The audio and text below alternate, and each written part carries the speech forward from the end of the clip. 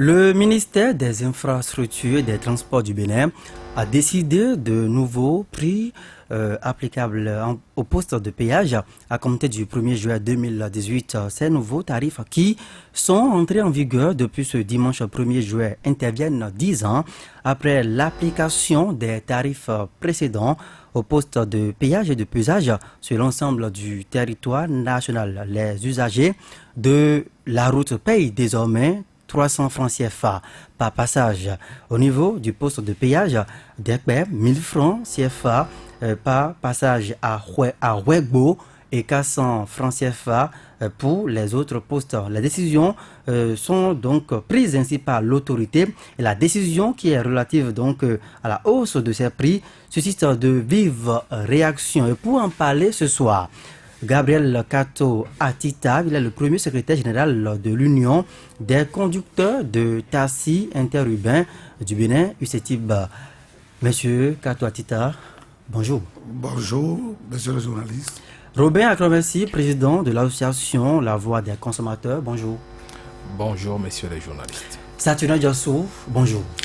Bonjour Joël Tchokbe, bonjour à nos auditrices, à nos auditeurs, sans oublier les téléspectateurs et téléspectatrices de Sika TV. Alors Gabriel Kato Atita, hausse des prix de passage au niveau des postes de péage, une décision surprise selon vous? Oui, permettez-moi avant tout propos que je reconnaisse certains bienfaits de ce gouvernement-là. Sinon,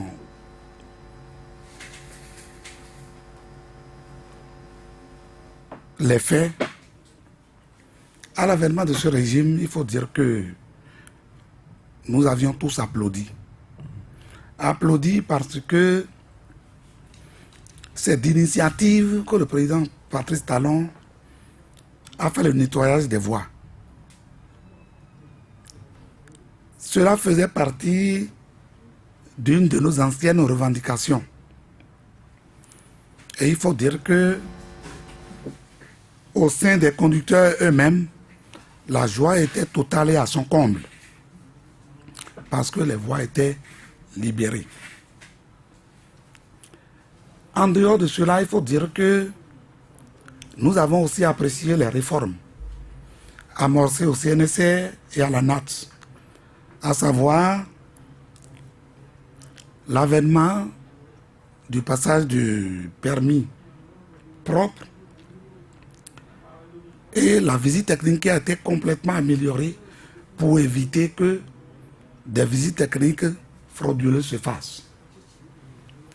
Tout cela était bien sûr à notre actif parce que, en dehors du rôle protecteur et de revendication que nous avons en tant que syndicalistes, nous nous devons de préserver, sinon de contribuer à la préservation des vies humaines sur les routes. Donc tout ce que je viens de citer rentre dans ce cadre-là. C'est pourquoi nous tirons un coup de chapeau et remercions le gouvernement du président Patrice Talon. Pour en revenir au sujet, vous disiez tantôt que ça a été une surprise, c'est effectif. Cela a été une surprise pour tous les acteurs du transport. Jeudi dernier, nous étions à une séance de travail convoquée par le ministre des Infrastructures et des Transports. À l'ordre du jour, c'était l'homologation des tarifs de transport de voyageurs et de marchandises. Je dis bien homologation des tarifs de transport de voyageurs et de marchandises, à ne pas confondre avec le tarif de péage et pesage. C'est quoi la différence? La différence ici, c'est que les recettes issues du péage et du paysage vont directement au fonds routier.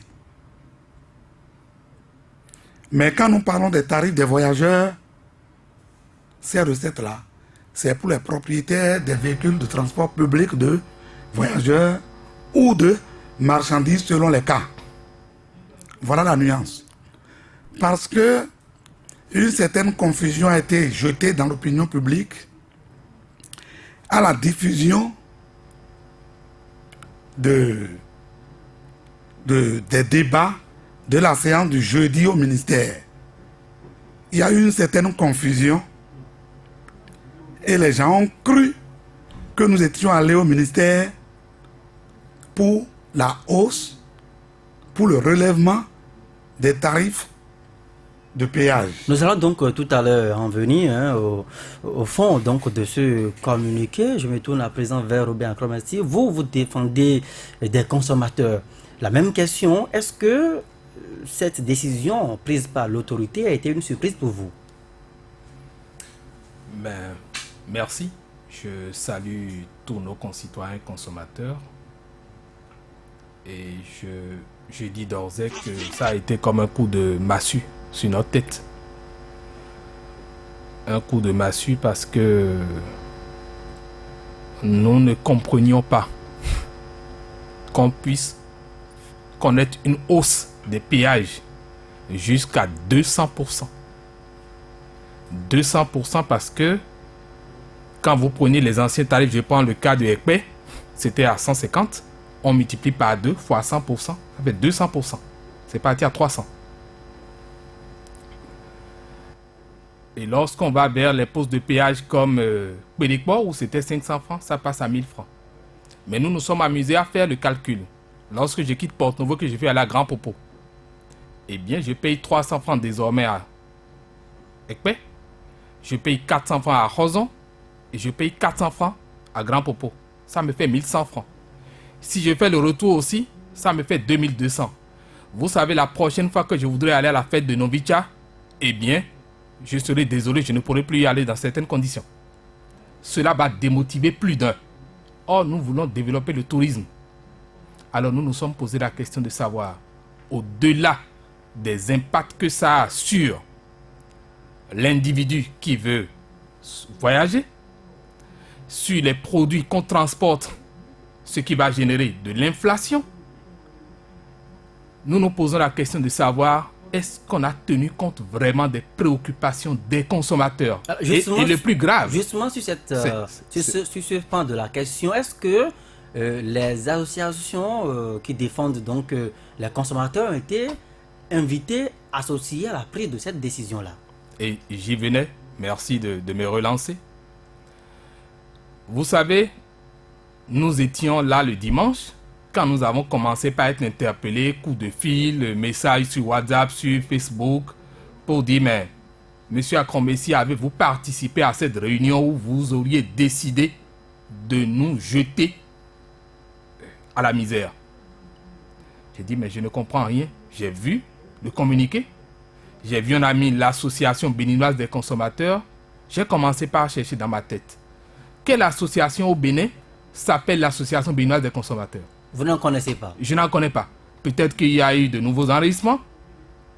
Mais peut-être que le ministère, ne connaissant pas le nom réel de l'association qu'elle a invitée, a mis simplement l'association béninoise des consommateurs. Vous pensez que le ministère a pu se tromper?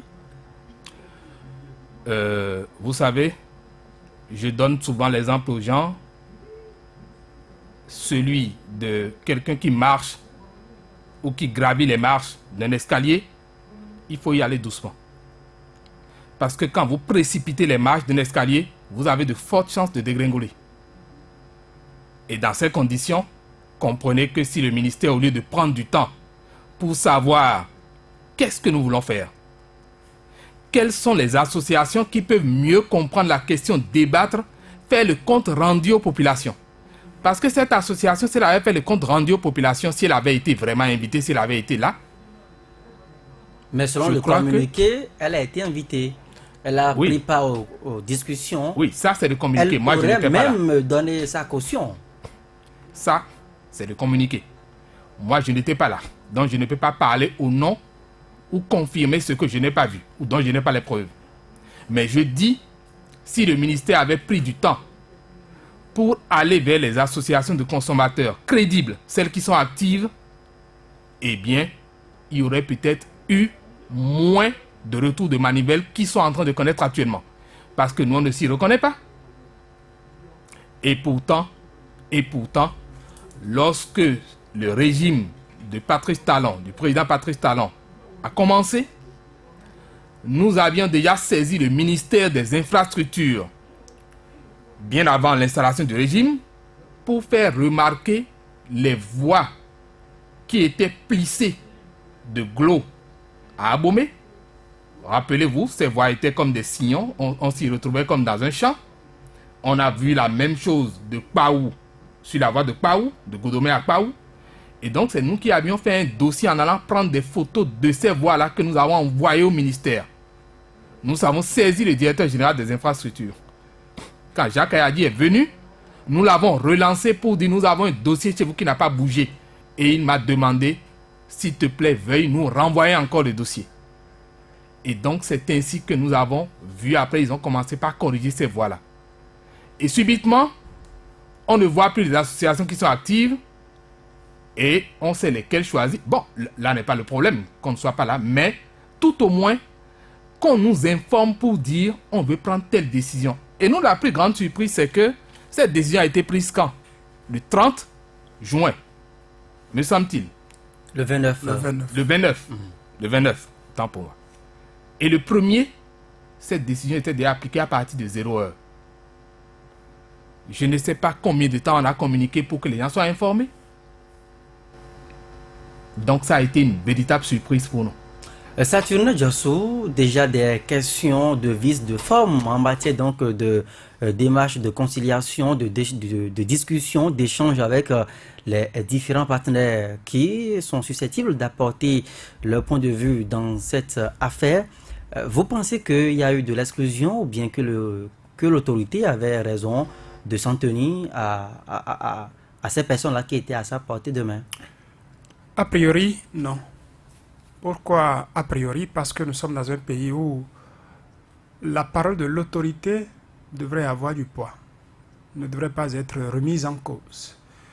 J'ai devant moi ce communiqué du 29 juillet 2018 du ministre des Infrastructures et des Transports qui commence par ces mots.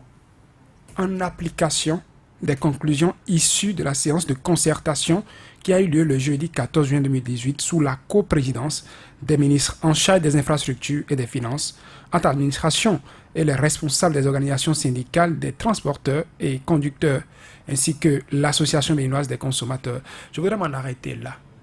Quand on commence par dire en application des conclusions, cela voudra dire que les différents partenaires qui ont pris part à cette réunion étaient non seulement présents, mais étaient d'accord, parce qu'on a dit conclusion, avec quitté la rencontre en sachant qu'il y a une décision comme ça, sur laquelle on s'est entendu, qui plus tard entrera en pratique. La réunion a eu lieu le 14 juin. La mesure a été officialisée le 29 juin pour entrer en application le 1er juillet. Robert Akrombessi, qui est président d'une association de consommateurs, nous a dit que lui n'était pas de la partie. Et ce n'est peut-être pas ça, c'est l'association qui existe, mais il vous a dit cette association, citée Association béninoise des consommateurs, il est mieux placé pour vous dire si elle existe ou pas. S'il se trompe en disant que cette association n'existe pas, je crois que les organisateurs de cette séance de concertation reviendront nous dire laquelle des associations de consommateurs a été associée. Nous avons tout au moins un secrétaire d'association de conducteurs sur le plateau, à qui je voudrais, si vous le permettez, parce que ce n'est pas moi qui conduis le plateau ce soir, lui dire, cette réunion du 14 juin, avez-vous pris part à cette réunion? Est-ce qu'il y a eu conclusion? Une conclusion pareille qui devrait être officialisée plus tard. Et qu'en est-il réellement, M. Gabriel Katoatita? Je puis dire oui. Et profiter pour évacuer le débat par rapport aux associations de consommateurs. Puisque vous étiez à pour la dire séance. ceci. n'oubliez pas que nous sommes dans un système pluraliste. Dans notre secteur, le secteur du transport au Bénin aujourd'hui, si vous rendez à la DGAI, plus d'une cinquantaine de syndicats sont enregistrés. Et il faut que le pouvoir fasse l'effort de composer avec tous ceux-là. Et dans la pratique, il n'y avait que nous, du secteur, qui gérions ces genres de situations, à savoir le réaménagement des tarifs de voyageurs ou de marchandises. Donc, il faut dire que il n'y a pas longtemps de cela que nous avons commencé par avoir écho de l'association des consommateurs, notamment celle de M. Akrombessi. Mais il faut dire que nous, notre débat ne se situe pas principalement là. À la séance du 14, comme le disait M. Statunet tout à l'heure, nous y étions. Mais il faut dire que le débat est parti d'où? Les partenaires techniques et financiers ont exigé beaucoup plus de notre pays. En termes de quoi? En matière de péage, le quadruple, je puisse dire. Cette information a été portée à notre connaissance. Et vous avez eu écho donc de ces PTF? Donc, il fallait... Il s'agit de qui exactement? Qui sont ces partenaires techniques et financiers qui auraient donc demandé... Nous étions face à nos partenaires, aux autorités béninoises. Vous l'avez posé la question? Bon, je ne sache pas que nous puissions aller aussi loin. Pour nous, il s'agissait de débattre de la question, de comprendre exactement de quoi cela retourne. Donc, les points de vue étant divergents, les syndicalistes n'ont pas pu accorder les violons. De proposition en proposition, il a été retenu que, au lieu que ce soit le quadruple, qu'on s'en tienne du simple au double. Une brèche qui avait été ouverte au gouvernement. Alors le gouvernement a saisi la perche pour s'en tenir à ce que les syndicats ont dit. Donc, M. Kato Atita, Gabriel Kato Atita, Oui. donc, si je vous comprends bien, en réalité, on devait faire 150 francs x 4.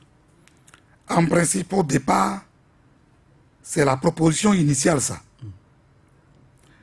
Mais, il faut dire que, à la conclusion, c'est du simple au double. Et là encore, il faut nuancer. S'agissant des syndicalistes, il faut dire qu'il y a deux catégories de syndicalistes. Il y a les syndicalistes des poids lourds et les syndicalistes des poids légers. Et il faut reconnaître que nous ne vivons pas les mêmes réalités sur les routes. Je vais donner un exemple précis. Allez-y. Quand vous prenez un gros porteur qui charge les marchandises pour aller à Boycon ou à Parakou, avant que de revenir de Parakou, de faire les opérations, de faire le déchargement, il a le temps de faire au moins 2 semaines. Ce qui signifie que le péage pour lui n'est pas récurrent autant que chez un véhicule léger. Je prends le second exemple. Un véhicule qui fait Cotonou-Ouida ou Cotonou-Porte-Nouveau. S'il fait 3 voyages, aller-retour, vous voyez ce que ça coûte au poids léger. Cela fait 600 francs x 4. 2400. C'est pourquoi je disais qu'il faut nuancer. Il faut dire que nous, en tant que syndicalistes des poids légers, par rapport à cette décision, nous recevons beaucoup plus de coûts que les gros porteurs. Vous le permettez, M. Katoatita, il faut nuancer, mais vous avez parlé tout à l'heure de conclusion. Cela voudra dire qu'au lieu de passer au quadruple, on est passé au double. Et on avait quitté la séance le jour-là en sachant que c'est le double qui était retenu. Donc il y a eu cette conclusion-là le jour, qui va doubler. Je m'avais encore nuancé pour dire ceci. La proposition, celle qui est venue et a été retenue le 14 juin, est venue d'un gros porteur. C'est venu d'un gros porteur. Elle a tout de même été retenue à cette séance-là. Et a été retenue. Donc vous avez quitté la séance le jour-là en sachant que ça viendra plus tard. Voilà. Non, pour nous, c'était la première réunion d'une série. Donc vous attendiez à ce qu'il y ait autre Il y a réunions. d'autres réunions, histoire que nous puissions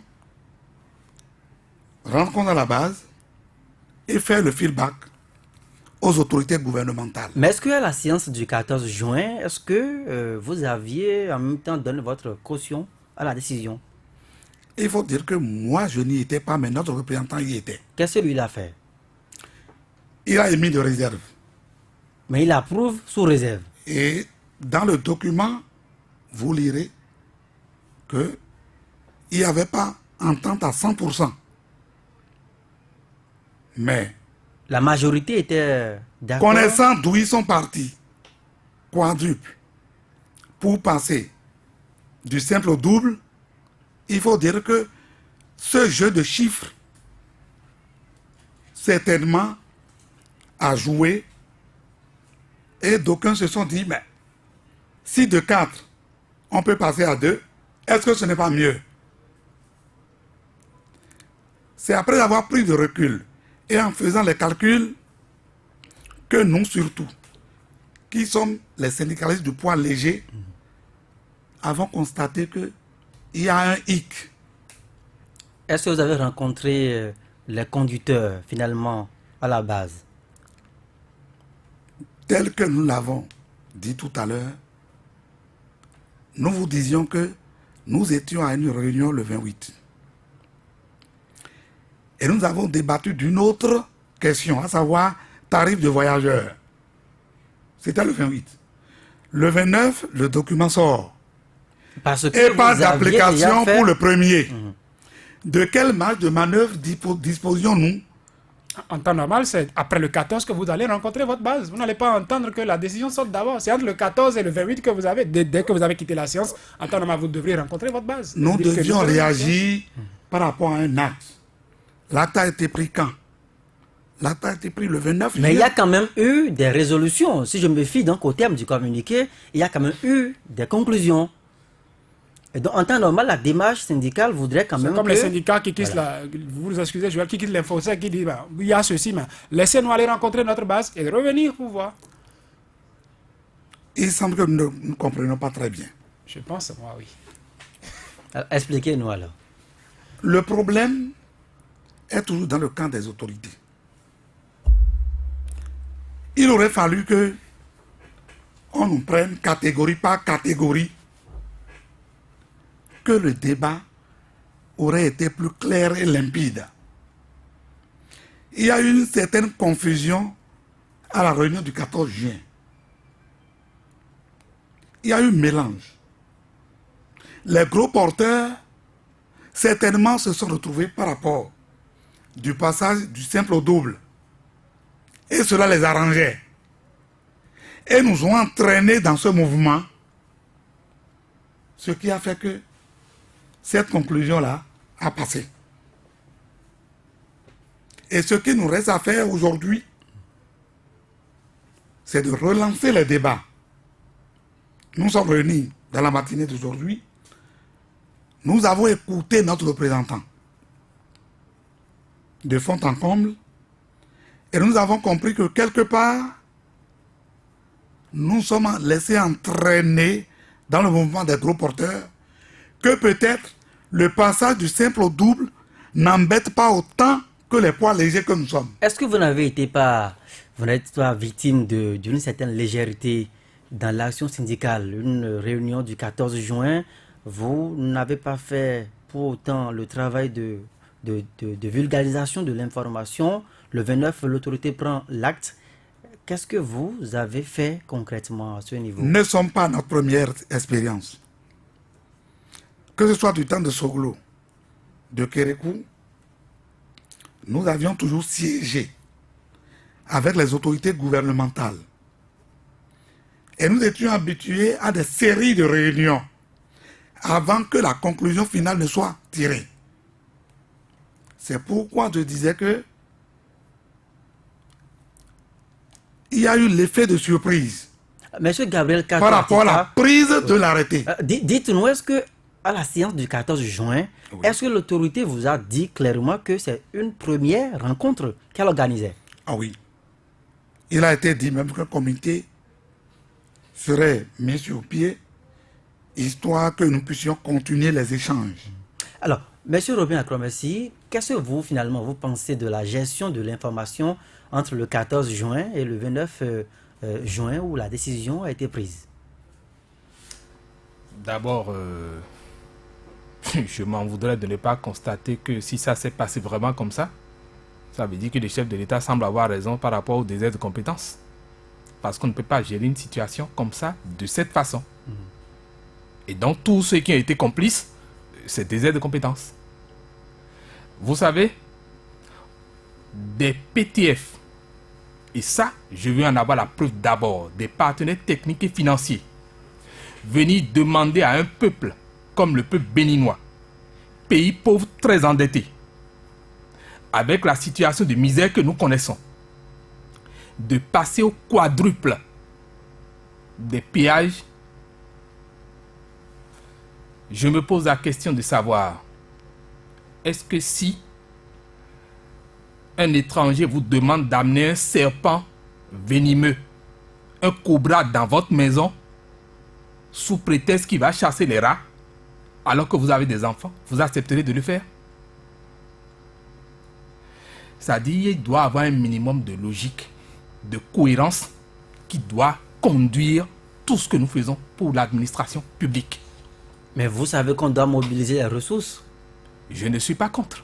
Il faut des recouvrements, Je ne suis pas les contre. impôts, Je les ne suis recettes pas de contre. l'État.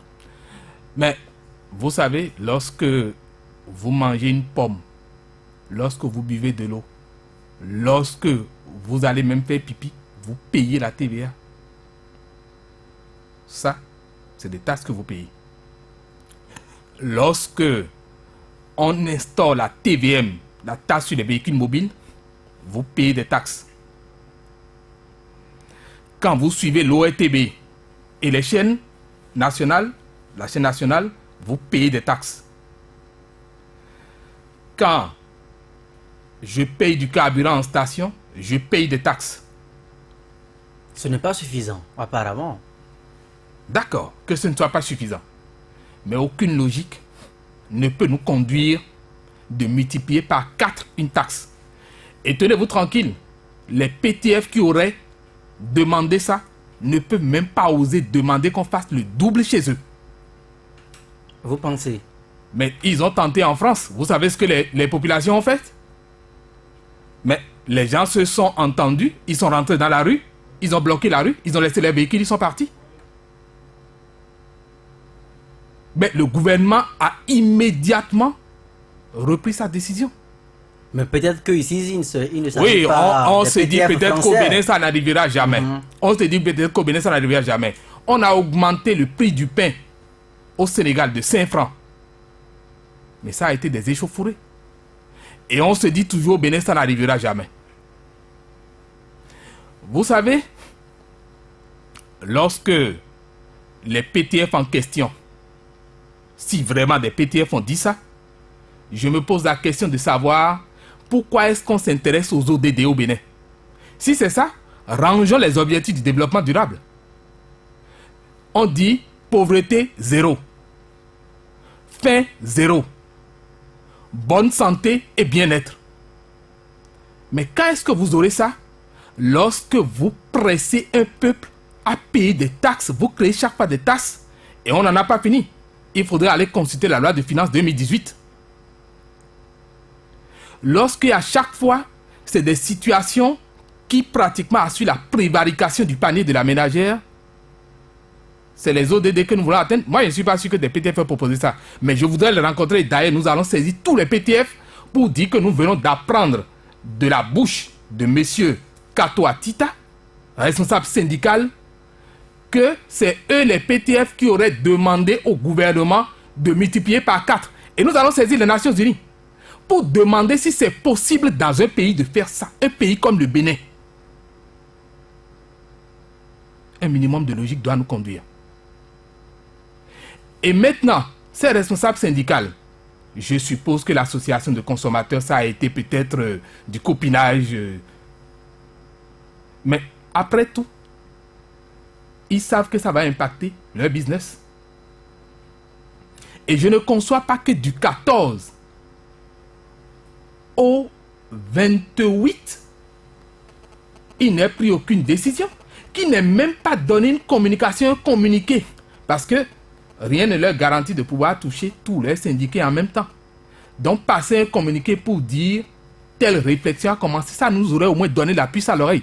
Et même si les syndiqués étaient informés, nous, on aurait eu au moins, l'information aurait circulé sur les réseaux sociaux. Mais ça veut dire que visiblement, il y a eu des donnes ou des tractations qui n'étaient pas claires. Il y a eu peut-être des tractations qui n'étaient pas claires. C'est comme si c'était silence. On tourne.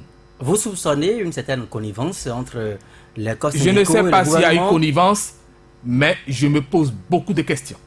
Saturnin Djassou, je ne sais pas si vous aussi vous voulez faire le procès aux syndicalistes par rapport à ce silence.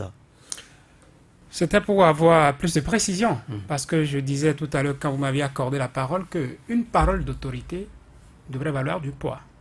On ne saurait dire d'office que l'autorité a menti. Et c'est pour avoir confirmation que je vous avais exhorté à donner la parole à M. Gabriel Kato Atita.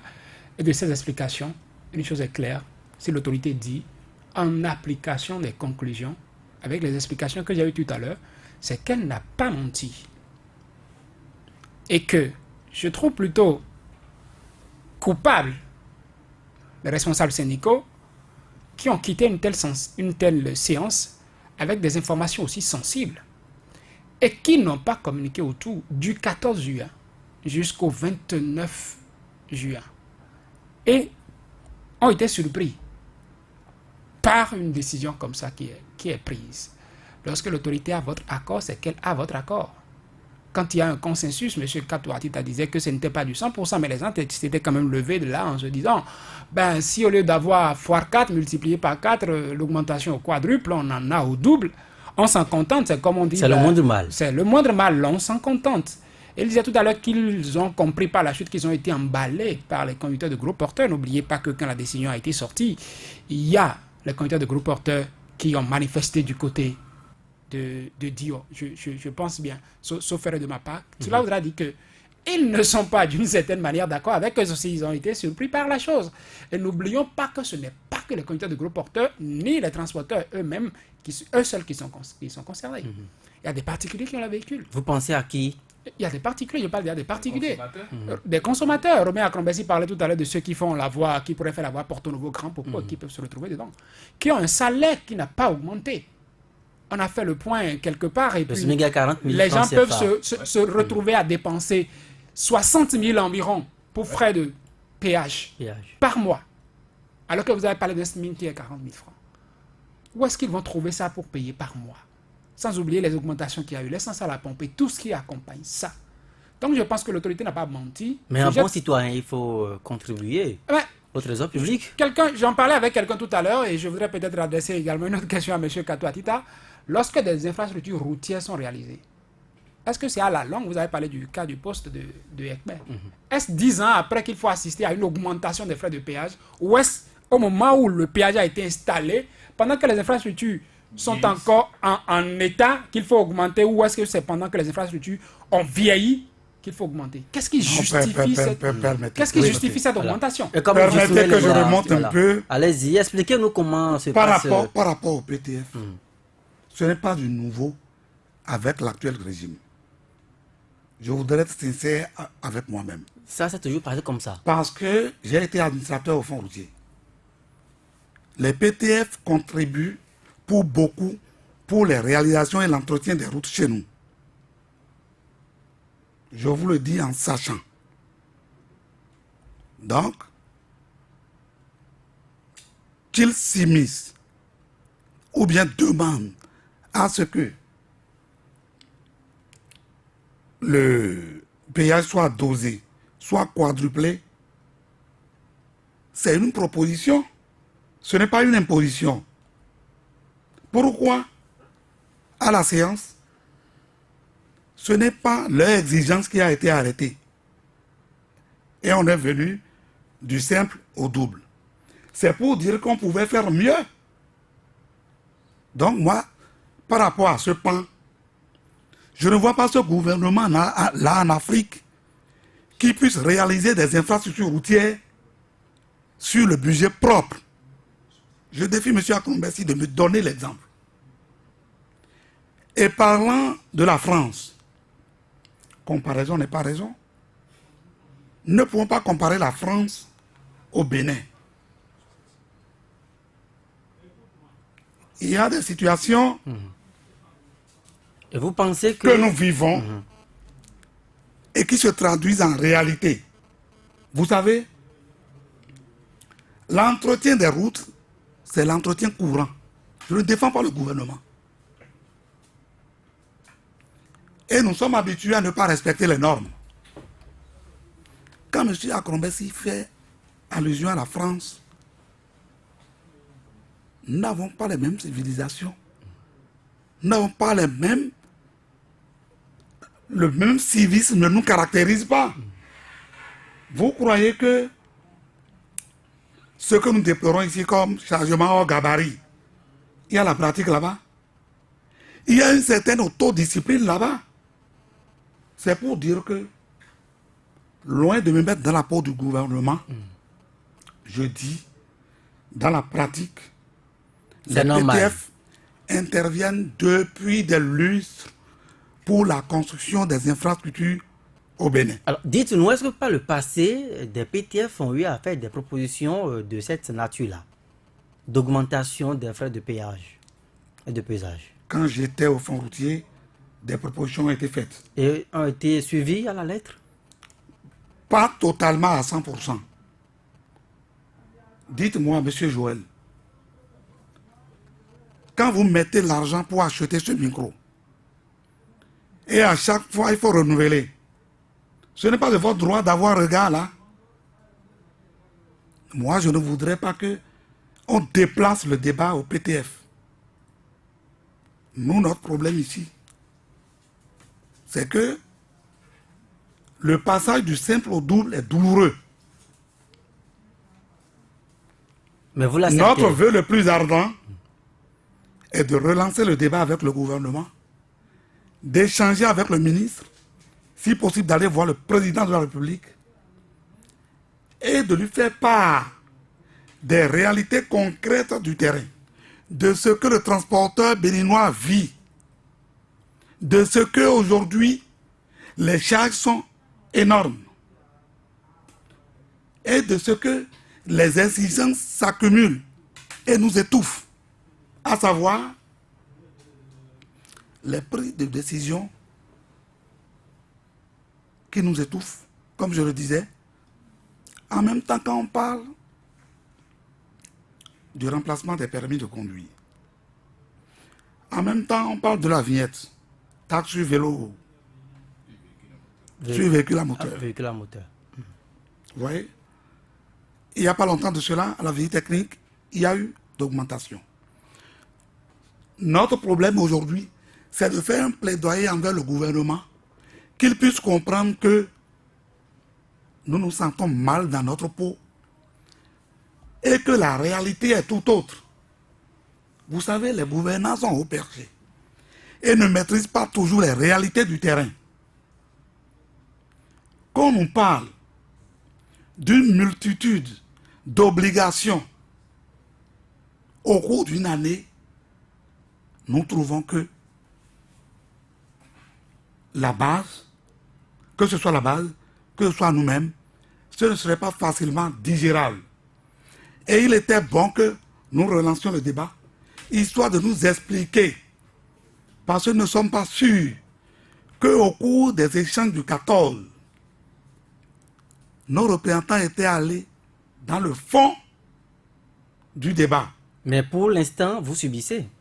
Nous subissons. Depuis dimanche dernier, le 1er juillet, vous subissez. Mais vous savez, quand l'autorité décide, nous avons connu un président dans ce pays, on l'a rencontré au palais, il a dit, je vous en prie, vous êtes des frères, vous êtes des pères de famille. Quand l'autorité passe, elle peut écraser. Et depuis hier, dimanche 1er juillet, où la décision est entrée en vigueur, qu'avez-vous fait? Que faites-vous? Nous nous sommes réunis aujourd'hui et la conclusion est que il était bon que nous relançons les débats. Que nous n'adhérons pas aux conclusions du 14, qui sont l'aboutissement de l'arrêté lu par M. Saturnin tout à l'heure. Et qu'il faille disséquer les problèmes, les voir un à un, prendre langue, histoire que l'autorité comprenne que, effectivement, le transport n'est pas aussi rentable qu'elle le pense. Qu'est-ce que vous pensez proposer? Vous dites qu'il faut prendre donc les problèmes au cas par cas. Oui. Qu'est-ce que vous proposez? Je suppose qu'il y a une table de négociation qui doit s'organiser donc demain déjà. Vous allez à cette discussion-là avec quelle proposition pour votre catégorie de conducteurs? La proposition sera celle-ci. Nous reconnaissons que l'État a pour charge l'entretien des routes. Plus les routes vont se porter mieux, plus nos matériels auront la durabilité. Ce qui fait que nous allons demander à l'autorité que nous reconnaissons la pertinence de l'entretien des routes. Mais de là à vouloir passer du simple au double, c'est très douloureux pour nous. Et que nous n'avons pas que ça là à faire. Les taxes sur les gares routières à payer. La TUTR, qui était contrôlée le dernier trimestre de l'année et qui aujourd'hui se contrôle au premier trimestre. Tout cela cumulé risque de tuer le transporteur. Il faudrait que nous prenions langue. Moi, j'ai compris que c'est un travail de bureaucrate qui a été fait. Il n'y a pas eu beaucoup d'explications, il n'y a pas eu beaucoup de sachants qui puissent expliquer ce que le conducteur, le transporteur vit au quotidien.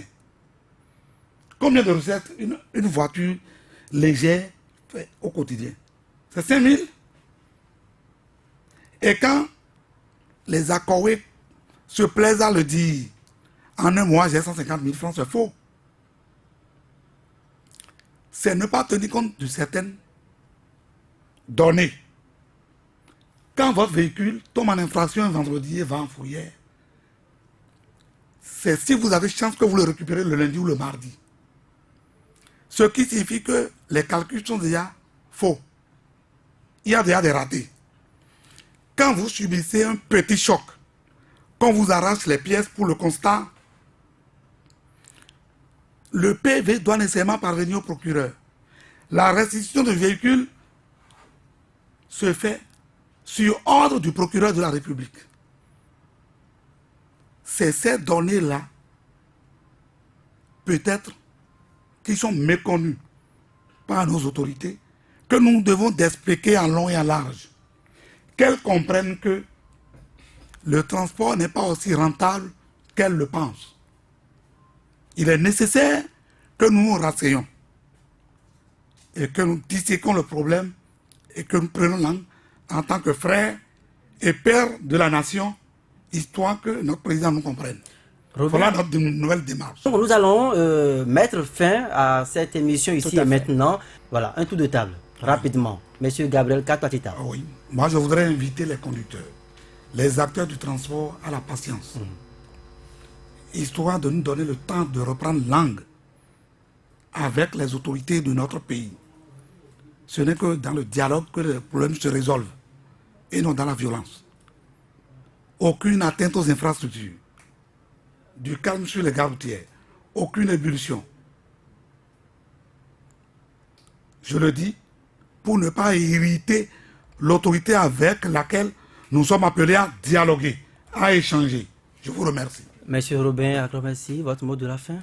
Je vous remercie pour cette émission et je suis persuadé que le gouvernement de Patrice Talon reviendra sur cette décision parce que les consommateurs n'avaleront pas cette pilule. Elle est trop amère. Vous promettez être là Nous demain. ne voulons pas souffrir de cécité ni de surdité. Vous promettez être ici en studio Mais demain. bien sûr. Monsieur J'ai Gabriel tellement aussi, hâte de vous revoir mon promettez, vieil ami, mon être là combattant, demain? Je Jacques suis très Ayagi. disponible. D'accord. Donc le débat se fera donc demain avec le directeur général des infrastructures Jacques Ayadji, avec nos deux invités de ce soir. Donc je vous dis donc merci à vous Saturnin Djossou, merci donc à nos invités et passez donc agréable soirée en compagnie de nos programmes et à demain.